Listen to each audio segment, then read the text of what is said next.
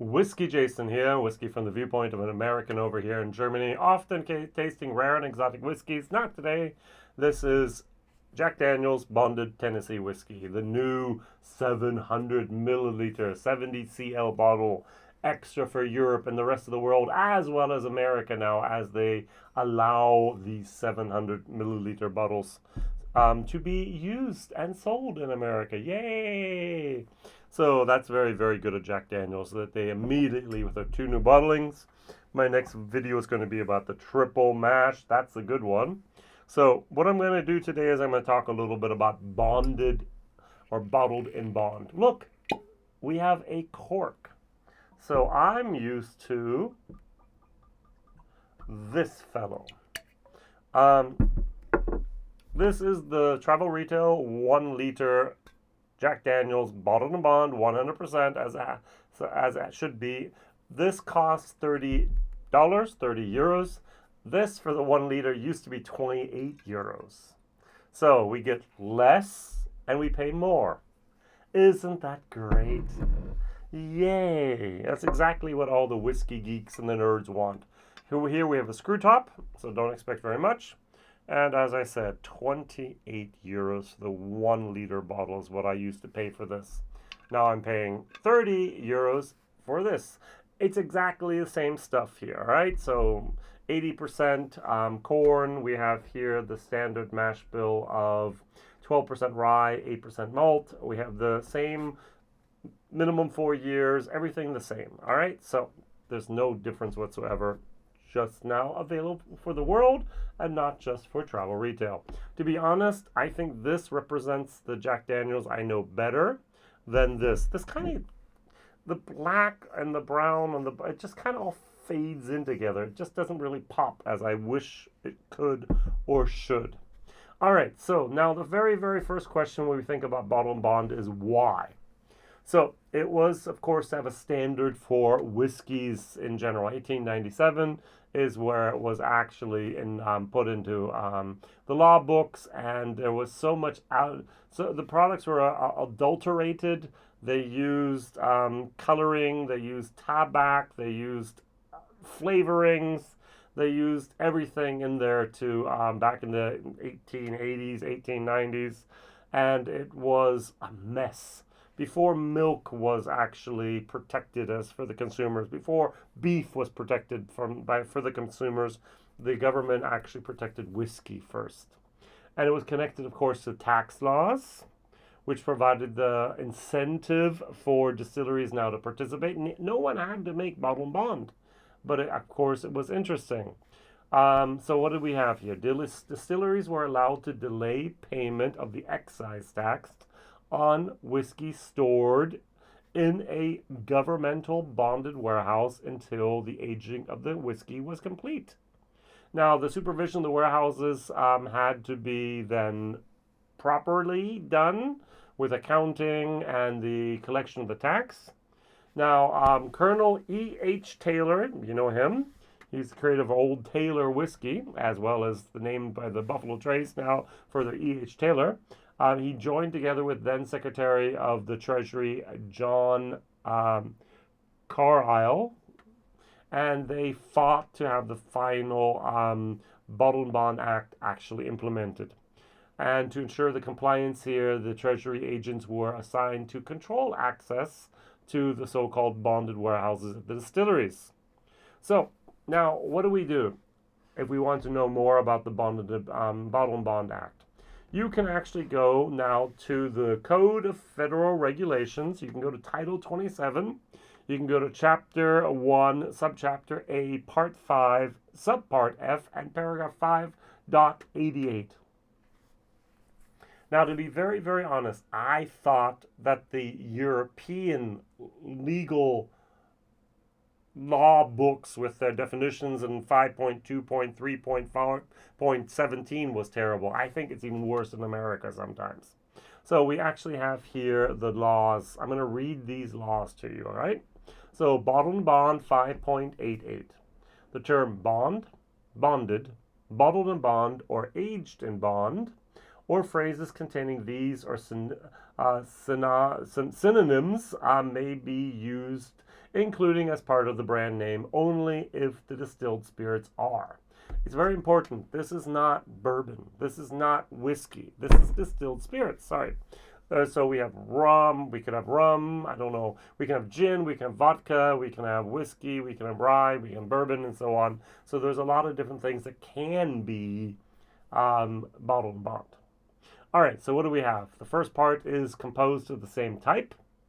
That means same kind if one is applicable to the spirit. Otherwise, class of spirits distilled from the same class of materials. So you can't put a bottled and bond gin and a bottled and bond vodka together. Not possible. We do now have a blend of straight whiskeys, but I don't think, maybe we do. So that's what I was looking at. It says here, this is a blended straight whiskey and a blend of a bonded American whiskey, a bonded American rye, and bonded Tennessee whiskey. Bottled and bond, 100 proof. So I was kind of thinking about that. What is the class? What is the type? And what would be the same class of materials? All right, so we have the same kind, the same type, and the same class of materials. I need more research. All right, so 2, distilled in the same distilling season. So if you actually go to 5.1, we see that distilling season is defined as from our January to June is the spring, and from July to December is our fall distilling season. So distilling season. The period from January 1st through June 30th, which is the spring, or the period from July 1st to December 31st, which is the fall distilling season. All right, so that's good. And distilled in the same distilling season, by the same distiller, at the same distillery. So that's an interesting part here. So what happens if the distiller leaves in the middle of a distilling season? So let's say he's there from January to April, and then you have a new guy come in for May and June. You can't mix those barrels with each other, if I understand that right. You can't mix the barrels from the year before and the year after. Has to be from that one same distilling season. Now, I've been pounding this point even more and more and more, because when I started drinking bourbon, I thought straight bourbon meant single one distillery. It doesn't. You can put as many different whiskeys from Kentucky together in a bottle and call it straight Kentucky bourbon whiskey.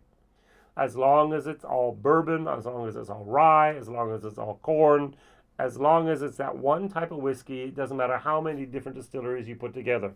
Woodford Reserve is made in the pot stills and made in Louisville there by Brown-Forman, and they put it together and it's straight. No problem. If you read the label, Bardstown Bourbon Company, this is a Bardstown straight, Kentucky straight bourbon, and we have different distilleries labeled on the label here. So it's one of those things that we should know, but sometimes we don't. All right, so number 3, it's stored for at least 4 years in wooden containers. We don't use the word barrels, isn't that great? Wherein the spirit have been in contact with the wood surface, except for, that's interesting, vodka, which must be stored for at least 4 years in wooden containers coated or lined with paraffin or other substance which will preclude contact of the spirit with the wood surface. And except for gin, which must be stored in paraffin-lined or unlined wooden containers for at least 4 years. Number 4, unaltered, very important, from their original condition or character by the addition or subtraction of any substance other than by. You can filter whiskey. You can chill-proof whiskey. They didn't call it chill filtration back then, but they did talk about chill proofing or other physical treatments which do not involve the addition of any substance which will remain in the finished product or result in a change in class or type. All right, number 5, it's reduced and proofed by the addition of only pure water to 50% alcohol by volume, 100 degrees of proof, and bottled at 50% alcohol by volume. Okay, very, very good. And the last 2 points are not important for me because we talked about imported spirits that have the word bottled and bond or any type of bonding on that. So J.J. Corey with our bonders could be a little bit of a problem sometimes, maybe. And domestically manufactured spirits labeled as bottled and bond have to actually bear the name of the real distillery or the trade name under which the distiller distilled and warehoused the spirit. So if you put this at one distillery, but you warehouse it or even bottle at a different distillery, those separate DSP numbers have to be on the bottle. And the number of the distilled spirits plant in which distilled and the number of the distilled spirit plants in which bottled, and the label may also bear the name or trade name of the bottler. Interesting. So even if you bottle it someplace else, that bottling number has to be on there. That's why sometimes we know that E.H. Taylor's been bottled someplace else. So, all right, now I have a problem. I think that there have been different, I'm going to use the word batches of the bonded Tennessee whiskey here from Jack Daniel's. Because some people absolutely love it, and other people just want to pour it down the drain. And I don't think it's because it's Jack Daniel's. There are people that, like me, that drink Jack Daniel's sometimes. We're not a fan of it, but okay. I'm a fan of the Jack Daniel's single barrel proof. This stuff is awesome, all right? But I love the rye as well. But the normal old number 7 doesn't rock my boat, doesn't make me happy. This is something that is just a beautiful example of value for money. 1 liter, 28 euros is what I paid for this bottle. 1 liter, 28. Now I get to get a 0.7 for 30 euros. Yay! On the nose, sweet, rich, brown sugar, wood, spice, oak. Nice. On the nose, the new one. Ooh. A little bit of a alcohol burn, a little bit of a wood moment, but more of a almost paint thinner. That's not good. I really don't know what happened here. All right, cheers.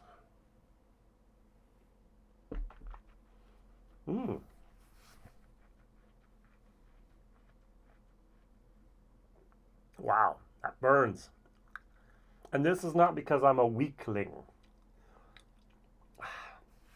That's nasty. That's a D whiskey in my book. Ooh.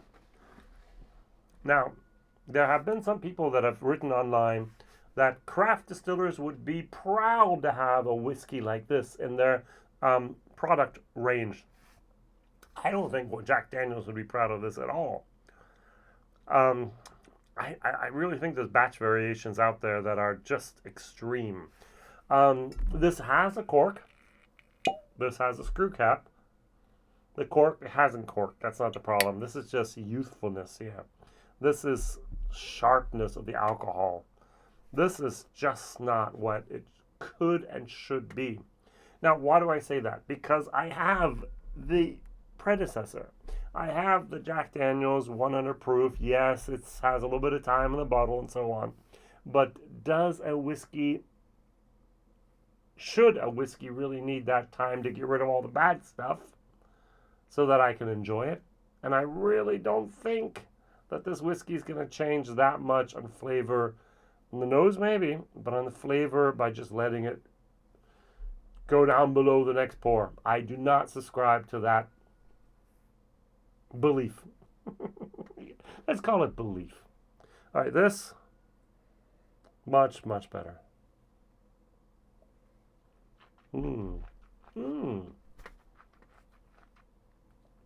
This is a C, maybe on a good day even a C+. Blind, I think I actually would give this a C+. You got that rich oak without being astringent. You have the spice, you have the brown sugars, you have a little bit of alcohol, but just like salt in the soup, just a little bit so you know it's there. That's good. That's good. I would actually drink this. This, I wouldn't. And that's a shame. I don't know, it has to do with the heat in the summers or the humidity or just that I got a bad bottle. I don't know, but or maybe I just got a good bottle. This stuff is highly recommendable. If you're over and you have the possibility to go to travel retail or to an online shop in Germany, buy one or two of these if you're a Jack Daniel fan and drink them the next couple of years. This is worth it. This, I have to say, from my point of view, and this bottle that I have here, pass. Sorry. I hope the triple mash is going to be much, much, much better. I've only heard good things about it, but this is absolutely not up my alley. Whiskey Jason here. Question of the day. What is your favorite bottled and bond product?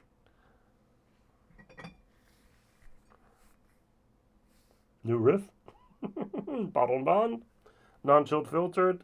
It's either in the glass, bottled and bond. That would be one of my favorite products out there. Thank you very much for watching, liking, subscribing, telling others, and even sharing. Sorry, Jack Daniels. Loved your distillery, loved the tour. Like this. Pass on that. Bye-bye.